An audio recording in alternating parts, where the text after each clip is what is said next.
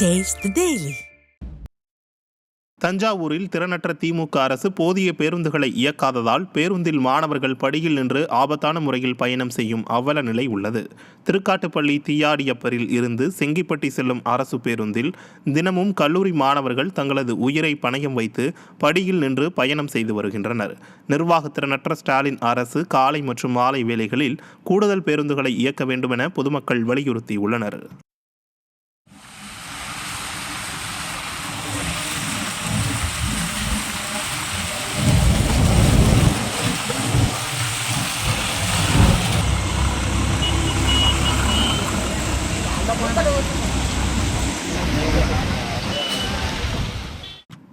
தூத்துக்குடி மாவட்டம் அம்பேத்கர் நகர் பகுதியில் மின்கம்பம் உடைந்து விழுந்ததில் இருசக்கர வாகனத்தில் வந்த பெண் மின்சாரம் தாக்கி படுகாயமடைந்தார்.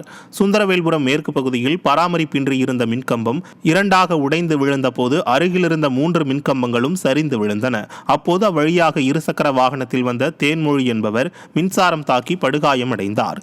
தேன்மொழி அரசு மருத்துவக் கல்லூரி மருத்துவமனையில் சிகிச்சை பெற்று வரும் நிலையில் அவருடன் வந்த மாலா என்பவர் காயமின்றி உயிர் தப்பினார். மின்கம்பம் சேதமடைந்திருப்பதாக பலமுறை புகார் அளித்தும் மின்சார வாரிய அதிகாரிகள் நடவடிக்கை எடுக்கவில்லை என பொதுமக்கள் குற்றம் சாட்டியுள்ளனர். நீலகிரி மாவட்டம் கூடலூர் அருகே பராமரிப்பின்றி சமூக விரோதிகளின் கூடாரமாக மாறியுள்ள பேருந்து நிறுத்தத்தை சீரமைக்க பொதுமக்கள் வலியுறுத்துகின்றனர். கூடலூர் அருகே டாக்டர் காலனி கிராமத்தில் உள்ள பேருந்து நிறுத்தம் புதர்மண்டி சிதிலமடைந்து காணப்படுகிறது. இதனால் பேருந்து நிறுத்தத்தை மது அருந்தும் கூடமாக சமூக விரோதிகள் பயன்படுத்துகின்றனர்.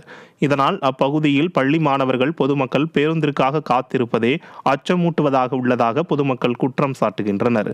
திறனற்ற ஸ்டாலின் அரசின் நகராட்சி நிர்வாகம் இந்த பேருந்து நிறுத்தத்தை சீரமைக்க வேண்டும் என பொதுமக்கள் வலியுறுத்துகின்றனர்.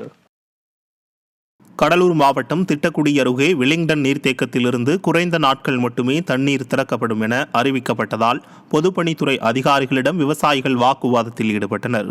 கீழ் செருவாய் பொதுப்பணித்துறை ஆய்வு மாளிகையில் நடைபெற்ற ஆலோசனைக் கூட்டத்தில் கீழ்மட்ட கால்வாயில் 120 நாட்களும் மேல்மட்ட கால்வாயில் 60 நாட்களும் தண்ணீர் திறந்துவிடப்படும் என அதிகாரிகள் தெரிவித்தனர்.